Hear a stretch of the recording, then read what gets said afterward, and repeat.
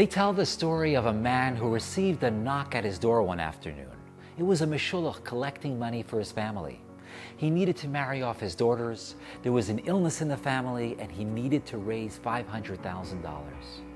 The man, feeling generous, writes him a check for $1,000. The meshulach is thrilled. He just received a generous check from a virtual stranger. And the man is thrilled too. He was able to help the meshulach and make him happy. Contrast this with the same man walking on the outskirts of town when he hears desperate cries for help. It's an individual who's getting beaten to a pulp by angry loan sharks. They're ready to end his life if they don't receive the full $500,000 that he owes them. The battered individual looks desperately into his eyes and pleads, "Save me." Of course, the man will do anything to raise the full sum of money to save this individual in danger.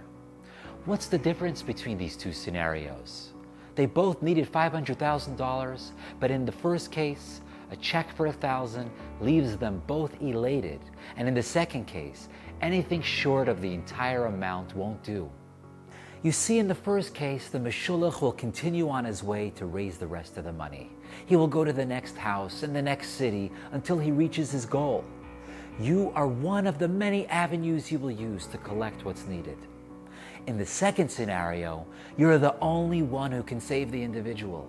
His life is hanging on the balance of your actions, and he has no one to turn to but you. This thought exercise gives us a deep insight into our approach to davening and our emunah and bitachon. There are those who rely on their network, net worth, and circumstances to pull them through challenging times. To be sure, they daven to Hashem as well, but in their minds, it's one of the different avenues they rely on for success. But then there's the second approach.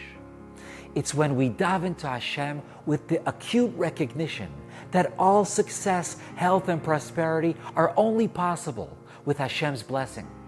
There is no plan B. The outcome of our fate is totally and exclusively in Hashem's hands. This contrast also sheds light on the Purim story. The Gemara explains that the decree of complete annihilation of the Jewish nation resulted from their enjoying the feast of King Achashverosh. How are we to understand this Gemara? We're told that there was glad kosher food at the party. What was so bad about attending the party? And why did it warrant such a terrible decree? The Lubavitcher Rebbe explains that the problem wasn't that they attended, it was why they attended.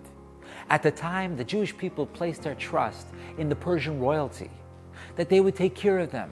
They attended the party thinking this would secure their safety and well-being. Therefore, the decree that followed wasn't a punishment, it was simply a consequence. They were throwing away their supernatural connection and protection and completely trusting in Hashem for a multi-pronged diplomatic approach. The resulting decree was merely a reflection of the natural precarious state of the Jewish people, as we are compared to a lamb in the midst of 70 wolves. This also explains Esther's strategy in advocating with the king. She had Mordechai gather all the Jewish children to learn and daven, and she fasted along with all of the Yidden. Naturally, Esther's fasting would hurt her chances in finding favor with the king, whose attraction to her was her physical beauty. But Esther understood that the only way to abolish the decree was to embrace Hashem's help wholeheartedly. The only way to achieve salvation depended on recognizing that we are a supernatural nation. When we place our trust in Hashem entirely, salvation comes miraculously. Wishing you a wonderful Purim and Shabbos.